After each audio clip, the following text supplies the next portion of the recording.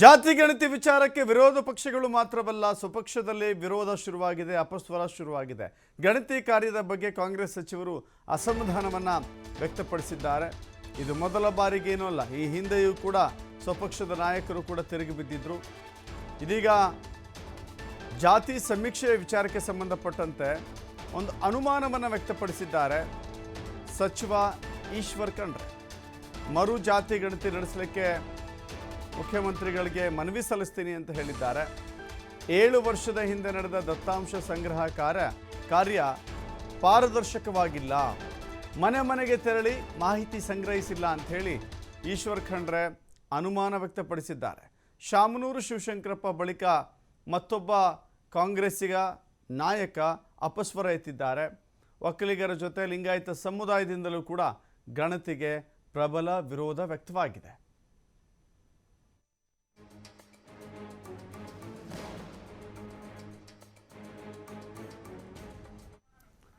ಮತ್ತಷ್ಟು ಮಾಹಿತಿ ನಮ್ಮ ಪ್ರತಿನಿಧಿ ರಾಕೇಶ್ ನೀಡ್ತಾರೆ. ರಾಕೇಶ್, ಗಮನಿಸ್ತಾ ಇದ್ದೀವಿ ಇಲ್ಲಿ ಪಕ್ಷಾತೀತವಾಗಿ ಪ್ರಬಲ ಸಮುದಾಯದ ನಾಯಕರು ಇದನ್ನು ವಿರೋಧ ಮಾಡ್ತಾ ಇದ್ದರೆ, ತಳ ಸಮುದಾಯದ ನಾಯಕರು ಇದು ಬರಬೇಕು, ಜಾತಿ ಗಣತಿ ಸ್ಪಷ್ಟವಾಗಿ ಹೊರಬೀಳಬೇಕು ಅಂತೇಳಿ. ಸಿದ್ದರಾಮಯ್ಯನವ್ರದ್ದು ಒಂದೇ ವಾದ ಇದೆ, ಜಾತಿ ಸಮೀಕ್ಷೆಯಲ್ಲಿ ಏನಿದೆ ಅನ್ನೋದು ಗೊತ್ತಿಲ್ಲ, ಯಾಕೆ ವಿರೋಧ ಮಾಡಬೇಕು ಮೊದಲೇ ಅನ್ನೋದು, ಈ ಜಟಾಪಟಿ ಎಲ್ಲಿ ಹೋಗಿ ನಿಲ್ಲುತ್ತೆ ಅಂತ.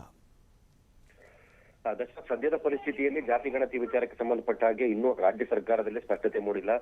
ಕಾಂಗ್ರೆಸ್ ಪಕ್ಷದಲ್ಲೂ ಕೂಡ ಅನೇಕ ಸದಸ್ಯರು ಇದರ ವಿರುದ್ಧವಾಗಿ ನಡೆದುಕೊಳ್ತಿದ್ದಾರೆ. ಅದರಲ್ಲೂ ಪ್ರಬಲ ವರ್ಗಗಳಿಗೆ ಸೇರಿದಂತಹ ನಾಯಕರುಗಳು ಜಾತಿ ಗಣತಿ ವಿಚಾರಕ್ಕೆ ತಮ್ಮ ಅಪಸ್ವರವನ್ನು ವ್ಯಕ್ತಪಡಿಸಿದ್ದಾರೆ. ಈಗ ಆ ಶೈಲಿಗೆ ಸೇರ್ಪಡೆಯಾಗಿರುವವರು ಕೆಪಿಸಿಸಿ ಕಾರ್ಯಾಧ್ಯಕ್ಷರು, ಸಚಿವರು ಆಗಿರುವಂತಹ ಈಶ್ವರ್ ಖಂಡ್ರೆ ಅವರು ಜಾತಿ ಗಣತಿ ವಿಚಾರದಲ್ಲಿನ ತಮ್ಮ ಅನುಮಾನವನ್ನು ವ್ಯಕ್ತಪಡಿಸಿದ್ದಾರೆ. ಅಂದ್ರೆ ಮಾಡಿರುವಂತಹ ಮೆಥಡ್, ಗಣತಿಯ ಕಾರ್ಯ ಕೈಗೊಂಡಿರುವಂತಹ ವಿಚಾರದಲ್ಲಿ ಲೋಪ ಆಗಿದೆ ಅನ್ನುವಂಥದ್ದನ್ನ ಹೇಳ್ತಿದ್ದಾರೆ. ಮನೆ ಮನೆಗೆ ತೆರಳಿ ಜಾತಿ ಗಣತಿಯನ್ನ ಮಾಡಿದ್ದಾರೆ ಅನ್ನುವುದು ನಂಬಲು ಅಸಾಧ್ಯ ಅನ್ನುವಂತ ಅಭಿಪ್ರಾಯವನ್ನು ಅವರು ವ್ಯಕ್ತಪಡಿಸಿದ್ದು. ಈ ಹಿನ್ನೆಲೆಯಲ್ಲಿ 7 ವರ್ಷಗಳ ಹಿಂದೆ ಆಗಿರುವಂತಹ ಲೆಕ್ಕಾಚಾರಗಳಲ್ಲಿ ಸಾಕಷ್ಟು ಬದಲಾವಣೆ ಆಗಿರುತ್ತೆ. ಹೀಗಾಗಿ ಮುಖ್ಯಮಂತ್ರಿಗಳು ಜಾತಿ ಗಣತಿಯನ್ನ ಇನ್ನೊಮ್ಮೆ ಮಾಡಿಸಬೇಕು ಅಥವಾ ಮರು ಜಾತಿ ಗಣತಿ ಮಾಡುವುದು ಸೂಕ್ತ ಅನ್ನುವಂತ ಅಭಿಪ್ರಾಯವನ್ನ ವ್ಯಕ್ತಪಡಿಸಿದ್ದಾರೆ. ಈ ಹಿಂದೆ ಒಕ್ಕಲಿಗ ಸಮುದಾಯದ ನಾಯಕರುಗಳು ಕೂಡ ಜಾತಿ ಗಣತಿ ವಿಚಾರಕ್ಕೆ ತಮ್ಮ ವಿರೋಧವನ್ನು ವ್ಯಕ್ತಪಡಿಸಿದ್ರು. ಅವರು ಕೂಡ ಇದೇ ರೀತಿ ಜಾತಿ ಗಣತಿಯನ್ನ ಮತ್ತೊಮ್ಮೆ ಮಾಡಬೇಕು, ಅಂಕಿಅಂಶಗಳು ಸರಿಯಲ್ಲ ಅನ್ನುವಂತ ವಿಚಾರವನ್ನು ಹೇಳಿದ್ರು.